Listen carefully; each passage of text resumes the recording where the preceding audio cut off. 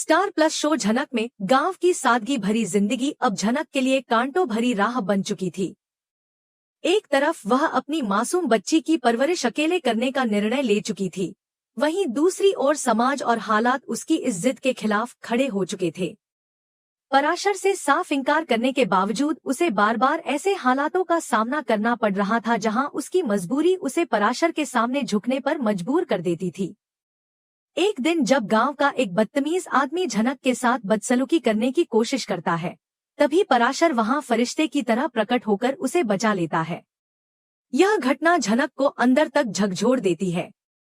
बच्ची की सुरक्षा को लेकर भयभीत झनक पराशर से कह देती है कि अब वह उसकी हर बात मानने को तैयार है। यही वह पल था जब झनक ने अपने आत्मसम्मान से समझौता कर अपनी बच्ची की भलाई के लिए एक झूठी शादी का नाटक शुरू किया। गांव वालों को लगने लगा कि झनक और पराशर पति पत्नी हैं, और इस भ्रम ने झनक को समाज की नजरों से कुछ हद तक बचा लिया था। पर उसकी मुसीबतें खत्म नहीं हुई थी। एक दिन जब वह खेतों में काम करने जा रही थी, रास्ता भटक गई और एक सुनसान इलाके में पहुंच गई जो कि गुंडों का अड्डा था। वहां मौजूद गुंडों ने झनक को अकेला देखकर उसे पकड़ लिया। जब वह देर तक घर नहीं लौटी तो पराशर चिंतित हो गया। वह जानता था कि यह इलाका खतरनाक है, फिर भी वह अपनी जान जोखिम में डालकर झनक को ढूंढने निकल पड़ा। कई जगहों पर खोजबीन करने के बाद आखिरकार उसने झनक को ढूंढ ही लिया और जान पर खेलकर उसे गुंडों के चंगुल से छुड़ा लाया।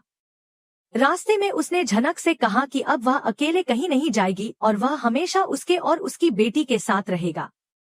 इधर शहर में अनिरुद्ध के घर पर माहौल गमगीन था।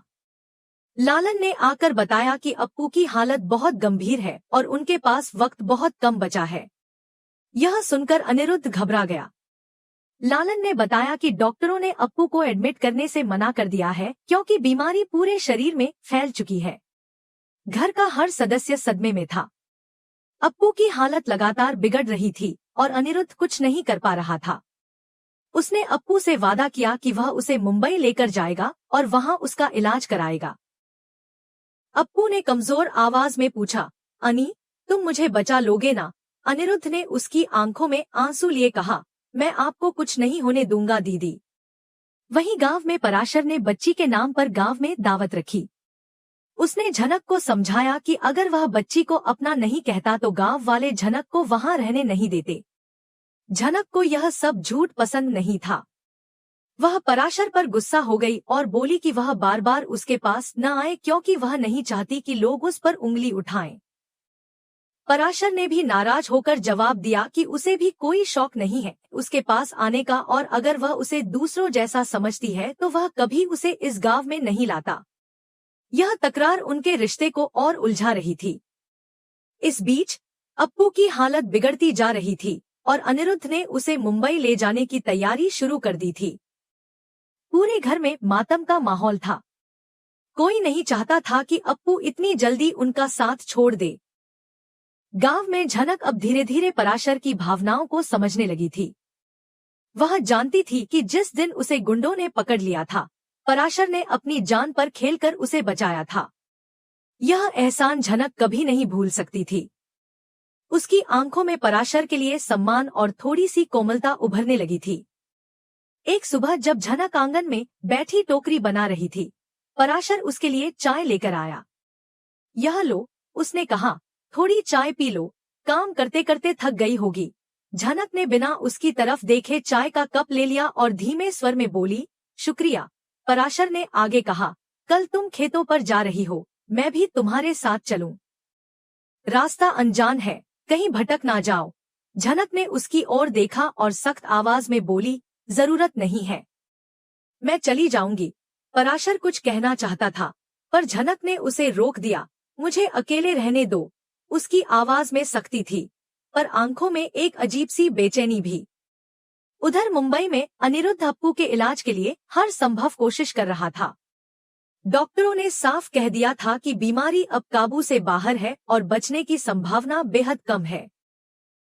एक रात जब अप्पू दर्द से कराह रही थी, उसने अनिरुद्ध से कहा, दीदी, आप चिंता मत करो, मैं आपको कुछ नहीं होने दूंगा।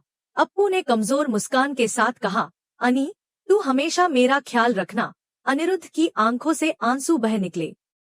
एक दिन अप्पू ने उसे पास बुलाकर कहा, तुम झनक का ख्याल रखना, वह बहुत अकेली है। अनिरुद्ध चौंक गया। अप्पू आखिरी वक्त में झनक की बात क्यों कर रही थी? दीदी, आप क्या कह रही हैं? अनिरुद्ध ने पूछा। अप्पू की सांसें टूट रही थी, पर वह धीमे स्वर में बोली, झनक, उसकी बच्ची। और फिर उसकी आंखें हमेशा के लिए बंद हो गईं। अप्पू की मौत ने अनिरुद्ध को भीतर तक तोड़ दिया था। अप्पू के अंतिम संस्कार के बाद अनिरुद्ध बेचैन हो गया। झनक का नाम उसके दिल और दिमाग में बार बार गूंजता रहा। क्या वाकई अप्पू और झनक के बीच कोई संबंध था? क्यों झनक का ख्याल उसके आखिरी शब्दों में था? यह सवाल अनिरुद्ध को चैन नहीं लेने दे रहे थे। आखिरकार उसने तय किया कि वह गांव जाएगा और खुद इस रहस्य से पर्दा उठाएगा। झनक और पराशर की जिंदगी अब धीरे धीरे पटरी पर लौट रही थी। गांव की सादगी और पराशर की ममता ने झनक के टूटे हुए दिल को सहारा दिया था। दोनों अपने घर आंगन में बैठकर अक्सर जीवन की छोटी छोटी खुशियों पर बातें किया करते थे। उनकी बच्ची की हंसी अब उनके जीवन का सबसे कीमती हिस्सा बन गई थी। एक दोपहर जब सब कुछ शांत था, एक अजनबी शख्स की परछाई उनके आंगन में पड़ी। झनक ने जैसे ही उस आदमी को देखा, उसकी सांसें थम गईं। वह कोई और नहीं बल्कि उसका अतीत था, अनिरुद्ध। अनिरुद्ध को देखकर झनक की आंखें फैल गईं। एक अजीब सी बेचैनी उसके चेहरे पर छा गई। पराशर ने फौरन अनजान आदमी से सवाल किया, आप कौन हैं और यहाँ क्यों आए हैं? अनिरुद्ध ने झनक की तरफ देखते हुए कहा, मेरा नाम अनिरुद्ध है और मैं झनक को जानता हूँ। पराशर का माथा ठनका, जानते हो? तुम कौन हो उसके? कुछ पलों की खामोशी के बाद अनिरुद्ध ने कहा, मैं उसका अतीत हूँ। यह सुनते ही जैसे पूरे माहौल में सन्नाटा छा गया। झनक की नजरें झुक गईं और पराशर की आंखों में सवालों की बारिश होने लगी। जनक, ये कौन है? पराशर ने धीरे से पूछा। झनक ने आवाज धीमी करते हुए कहा, यह अनिरुद्ध है। हम पहले, पराशर ने बीच में टोका। पहले क्या? तब अनिरुद्ध ने आगे बढ़कर कहा, हम दोनों एक दूसरे से प्यार करते थे और शादी करने वाले थे। यह सुनते ही पराशर के चेहरे का रंग उड़ गया। उसकी आत्मा तक हिल गई। क्या ये सच है? उसने झनक से पूछा। झनक ने धीरे से सिर हिलाया, हाँ, यह सच है। तो तुमने मुझे ये सब क्यों नहीं बताया? पराशर की आवाज टूटी हुई थी। मैं बताना चाहती थी, लेकिन हालात ऐसे बन गए। झनक की बात अधूरी रह गई क्योंकि अनिरुद्ध ने बीच में कहा, अब यह सब पुरानी बातें हैं। झनक की अपनी जिंदगी है, उसका परिवार है। पराशर ने गुस्से से पूछा, तो फिर तुम यहाँ क्या करने आए हो? अनिरुद्ध ने जवाब दिया, सिर्फ यह जानने की झनक और उसकी बच्ची ठीक है या नहीं। पराशर ने कहा, हम ठीक हैं और तुम्हें यहाँ रहने की कोई जरूरत नहीं है। फिर अनिरुद्ध ने झनक से पूछा, क्या मैं तुमसे थोड़ी देर अकेले में बात कर सकता हूँ? झनक ने पराशर की तरफ देखा, जिसने उसे इजाजत दे दी। वे दोनों आंगन के पास एक पुराने पेड़ के नीचे जाकर बैठ गए। कुछ देर खामोशी के बाद झनक ने पूछा, तुम यहाँ कैसे आए? अनिरुद्ध ने जवाब दिया, अप्पू ने मरते वक्त तुम्हारा और तुम्हारी बच्ची का नाम लिया था। मैं नहीं समझ पाया तब, लेकिन अब जानना चाहता था। झनक की आंखें भर आईं। वह बोली, अप्पू सब जानती थी। क्या जानती थी? अनिरुद्ध ने हैरानी से पूछा। झनक ने बच्ची की ओर इशारा किया जो थोड़ी दूर खेल रही थी। यह तुम्हारी बेटी है। अनिरुद्ध जैसे पत्थर बन गया। वह थरथराता हुआ बोला, क्या?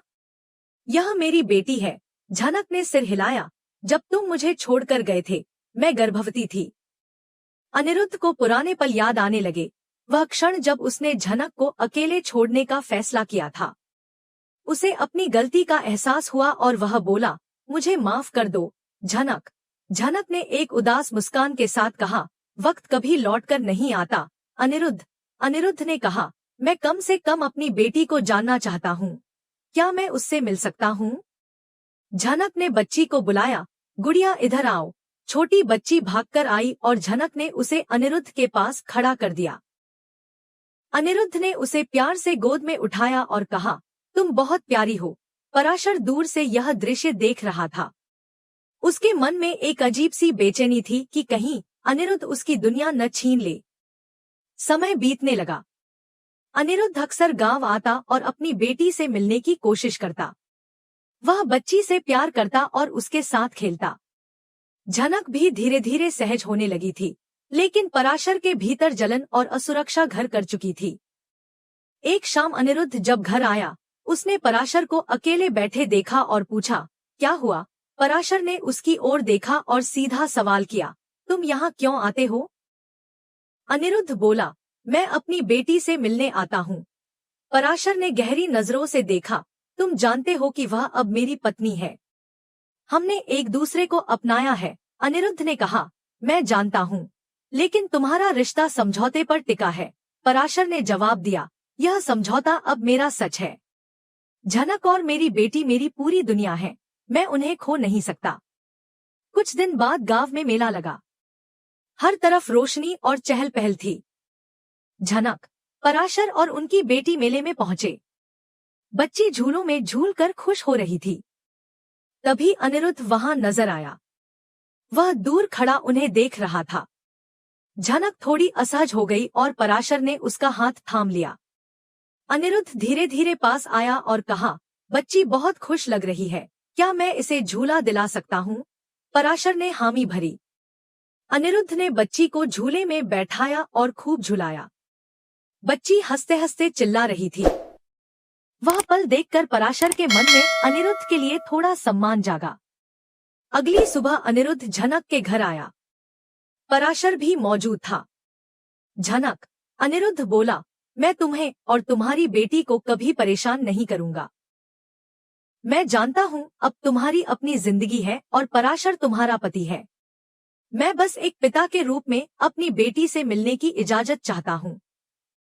मैं उसका ख्याल रखना चाहता हूँ, उससे प्यार करना चाहता हूँ। उसकी बातों में एक ईमानदारी थी, लेकिन पराशर का दिल अभी भी आशंकाओं से भरा था। झनक की दुनिया अब दो ध्रुवों के बीच झूल रही थी, एक और अतीत का प्रेम, दूसरी ओर वर्तमान का सच्चा साथ। अब देखना यह था कि झनक किस राह को चुनती है, दिल की या फर्ज की।